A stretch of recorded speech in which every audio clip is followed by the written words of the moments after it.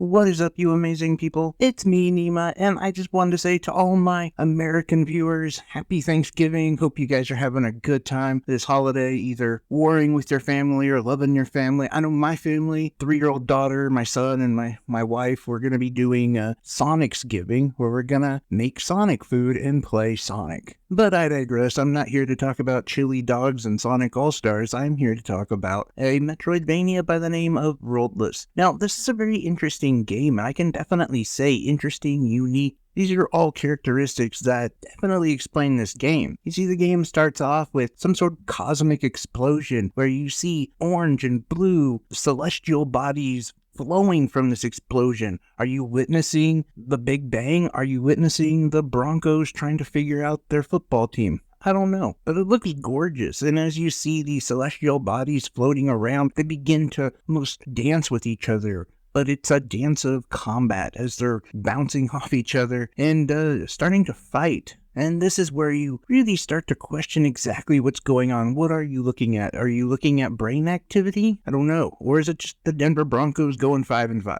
Regardless, it's new and exciting. And whatever is happening, if you're seeing the birth of a new universe, or you're just seeing my boy Russell bring his team back, you're excited to see it and you're excited to be there. There's an exhilaration about the world that's unfolding before you as you take on as a blue guy who was once one of these celestial beings and is now culminated into almost a human type figure. And your only real motivation, your only reason for being is to go after Orange Guy. And you gotta find Orange Guy somewhere in your map. Now, again, I'm not really bothered by this story or lack thereof because, let's be honest, most Metroidvanias don't really have a great story attached to them. Most of them can be found written on the side of a bathroom wall, but it's not exactly why we play those games. It's the combat, it's the exploration, it's all of that other fun stuff that makes up a good Metroidvania. And I'd like to report that, yeah, this game has really good combat. In fact, they say it's a turn-based Metroidvania, and I would argue it's more of like an ATB gauge, if you're familiar with that, because you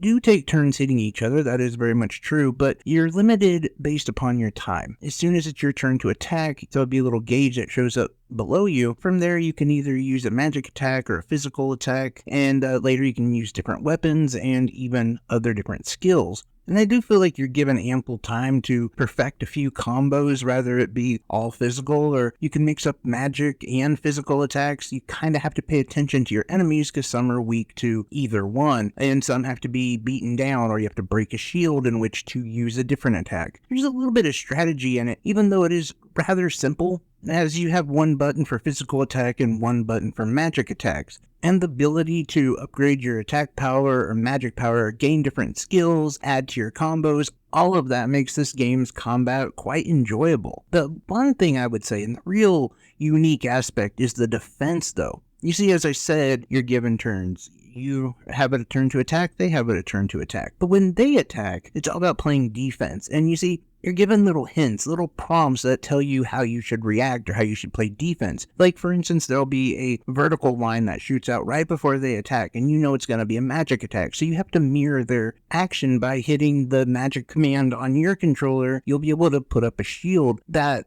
can mitigate like almost all of the damage. And for the physical attack, it's like a horizontal line that'll show up, and right before they attack there again, you just hit the action button, the physical attack button, whatever, and you're able to deflect a lot of damage if you do it right. Now, your shield is not forever lasting and will go down, but it's a really fun aspect of the game that I like. And in fact, the most fun I had with this game was fighting random enemies and just kind of practicing my combat. At the same time, I will say some of the worst moments of this game was fighting bosses, or what I like to call checkpoint bosses, which they are basically harder enemies that are at a point that you're trying to get through them to get somewhere else on the map, and the difficulty spikes are insane. Like, that is one thing I have to say, is this game is not easy, not in the slightest. And I think that difficulty is magnified when there is no hand holding. Like, there's a very small tutorial at the very beginning of the game that gives you just the basics of combat and maybe how to access your map and things of that nature, but then that's it. And once you run up to one of these more difficult enemies, you're not sure if you're using the right move, you're not sure how you're supposed to fight them, you're not even sure if you have the ability to beat them yet. And this was a thing that became such a problem for me. You see, I played quite a bit of this game, but I found myself lost more than I actually was playing the game for fun. It was just me kind of wandering around. The map is really difficult to figure out where to go, and in my opinion, is one of those things that actually hurts exploration. You see, I understand that there's a number of people who love kind of exploring and finding difficult enemies and doing a trial and error thing,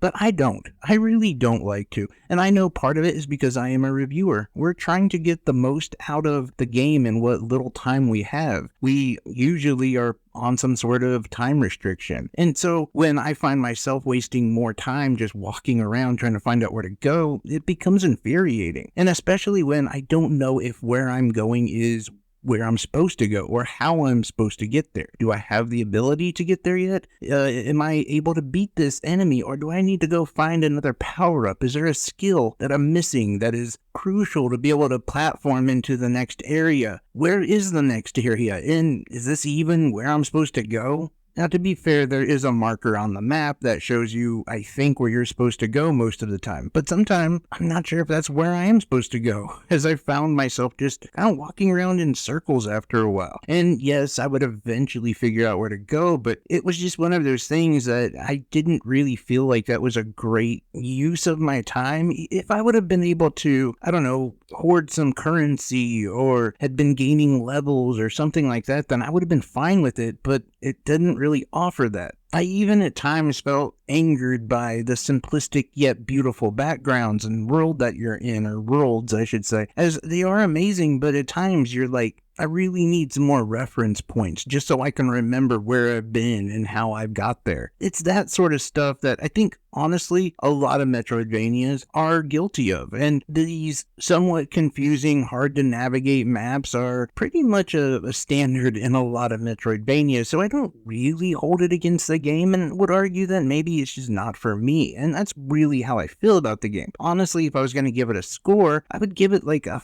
5 out of 10, and I feel like I'm being generous, but I would say if you like a lot of Metroidvanias, then this could be like a 7 out of 10. The lack of story does kind of hurt it in the end, but the fact that it looks really good and it performs really well on the Nintendo Switch is also something to definitely think about. But I would say if you don't like getting lost in games or aimlessly sort of wandering around in games, and you really don't like very difficult games without any difficulty options, then yeah, you probably won't like this game. You'll probably feel sort of like me, where you can really value what they have here. And honestly, I think they have something here. It's just maybe it's not time for it. Maybe in a sequel, they'll be able to put all these things together. Because again, I will say, as far as combat, it's actually really fun. I just wish there was a little bit more hand holding, a little bit more direction, and maybe not as much difficulty spikes. I do get embracing that kind of get good mentality in difficult games, but there's a point when it kind of starts to go against the game and it's just not fun anymore.